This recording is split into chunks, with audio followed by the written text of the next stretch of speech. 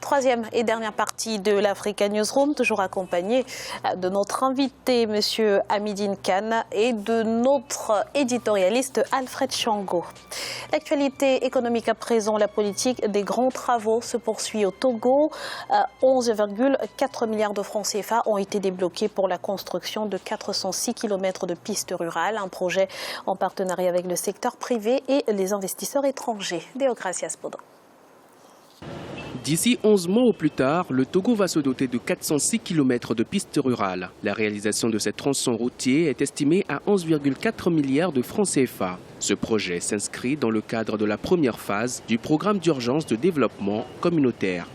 Le Togo a connu une rupture de coopération pendant plus d'une dizaine d'années. Dans le cadre des infrastructures, le Togo a été très en retard par rapport à ses pays voisins, ce qui fait que la capacité du secteur primaire à pouvoir contribuer de manière substantielle à la production, à la création de la richesse et à la croissance économique est très faible. C'est dans ce contexte un peu que se situe le nouveau projet du gouvernement, c'est-à-dire le projet concentre un certain nombre d'activités sur les pistes rurales pour pouvoir participer pleinement à la production de la richesse et puis à la création de la croissance.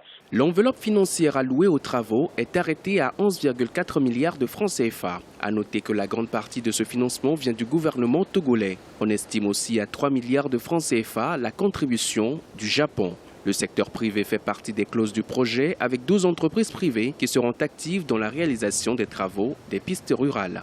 Généralement, les projets de manière traditionnelle, quand ils sont menés uniquement par le secteur public, sans l'implication du secteur privé, nous voyons que les questions d'appropriation, de durabilité sont difficiles à régler.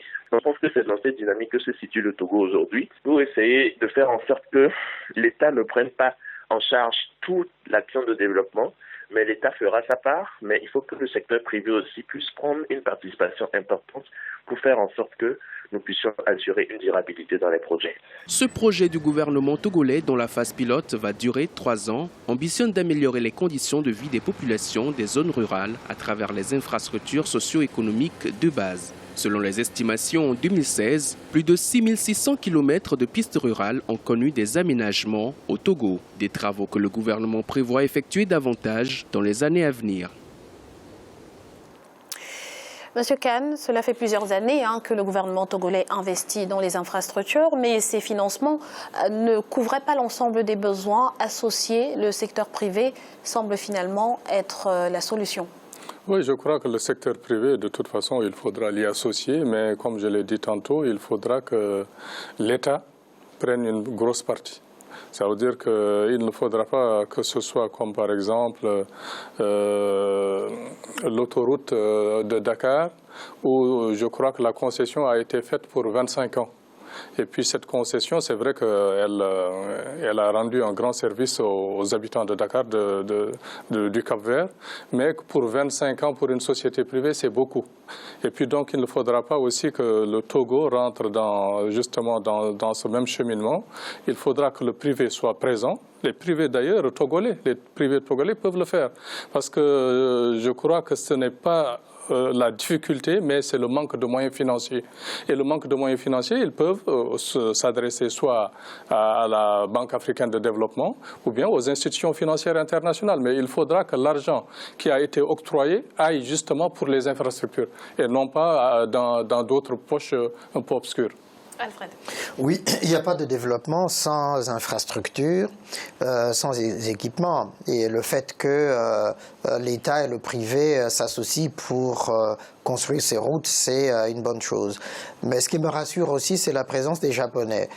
Parce que là où interviennent les Japonais, c'est toujours avec efficacité, avec pragmatisme, et donc ça me rassure sur la qualité justement, parce que notre intervenant disait la durabilité des équipements qui sont construits. Et là, je pense effectivement qu'avec la présence japonaise, c'est quelque chose qui va tenir longtemps, et surtout pour ces zones rurales, c'est une très très bonne chose, parce que ce sont toujours les oubliés des projets de développement ou d'infrastructures dans tous nos pays d'Afrique. On pense toujours à la capitale capitale ou aux environs de la capitale, mais l'arrière-pays souvent est laissé pour compte.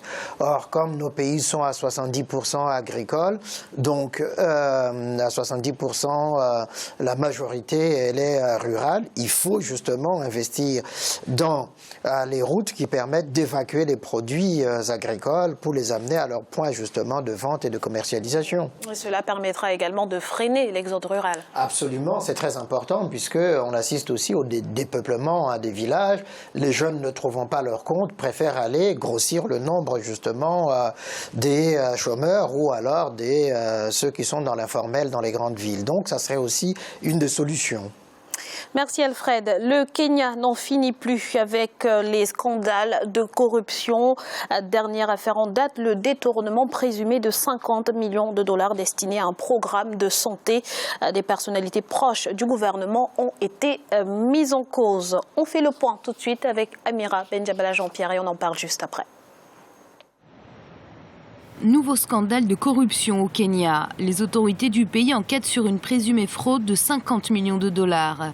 Les fonds destinés au programme de gratuité des soins dans les maternités auraient été détournés par des personnalités proches du gouvernement. C'est un journal kényan, le Business Daily, qui a révélé l'affaire. Le ministère de la Santé n'a pas tardé à réagir. Le journal privé s'est appuyé sur un rapport d'audit incomplet et a fait croire que le ministère a perdu près de 50 millions de dollars. Le montant exact soumis à l'audit était de 30,1 millions de dollars et non 50 millions comme indiqué dans l'article. Le Kenya est devenu un habitué des scandales de corruption. Leur ampleur est telle que fin 2015, un emprunt sur les marchés obligataires d'un montant de près de 2 milliards d'euros se serait en partie volatilisé. Le président Uhuru Kenyatta a promis de tout mettre en œuvre pour éradiquer ce fléau. Il remet en cause les méthodes des organes publics de surveillance qui freineraient selon lui les efforts du gouvernement pour venir à bout de la corruption.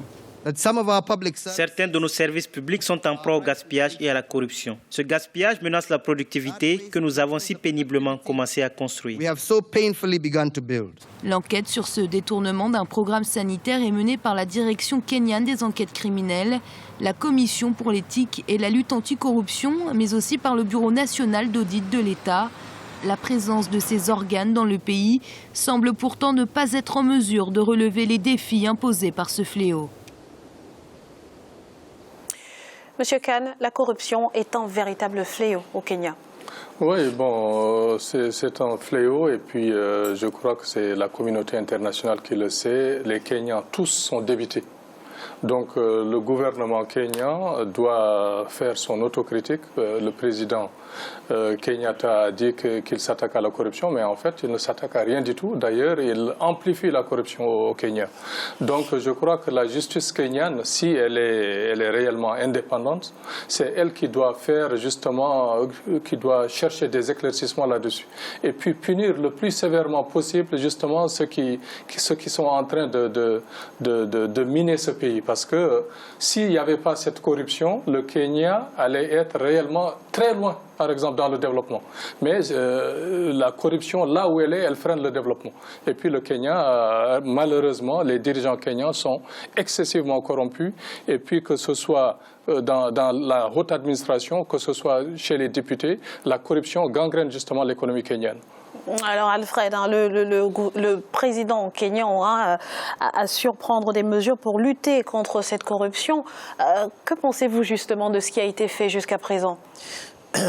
Avant de répondre à votre question, une fois de plus, Graziella, je dirais que là, le Kenya dépasse le Cameroun. On disait que le Cameroun était le champion de la corruption en Afrique, mais là, le Kenya a battu tous les records possibles, a dépassé même le Nigeria, parce que détourner comme ça une levée de fonds pour le projet de développement, 2 milliards qui se volatilisent sans qu'on en voit la trace, c'est un problème. 30 millions de dollars pour les hôpitaux, on n'en voit pas la trace. C'est même pas quand le ministre dit c'est pas 50 millions mais que c'est 30 millions, ça ne change strictement rien puisque effectivement cet argent était destiné. Et si c'est détourné, ça voudrait dire qu'il y a des agents publics, il y a des complicités dans toutes les administrations. Et donc, moi je suis effaré effectivement par cette incapacité de politiciens kenyans à régler ce problème-là. L'année dernière, il y a des ministres qui ont été démissionnés démis de leur fonction par Uhuru Kenyatta. Mais il ne suffit pas de démettre un ministre, il faut encore faut-il le traduire devant la justice. Tant qu'il n'y a pas de punition, tant qu'il y a l'impunité, ça continuera comme ça, et qui en pâtira, c'est la population kenyane.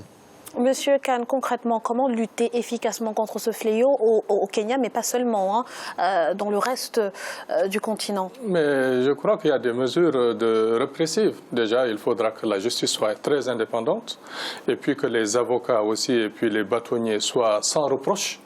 Donc, c'est une question d'éducation. On l'a vu, et sans vouloir vous interrompre, on l'a vu au Ghana, au Nigeria, des juges eux-mêmes corrompus. Absolument, tout à fait. Donc il faudra essayer de faire une éducation en profondeur. Ça prendra du temps. Mais il faudra cette éducation. Et puis que le peuple ait le droit, par exemple, de les attaquer en justice. De les attaquer en justice si la justice kenyane est défaillante, essayer d'aller plus loin, par exemple dans des instances internationales.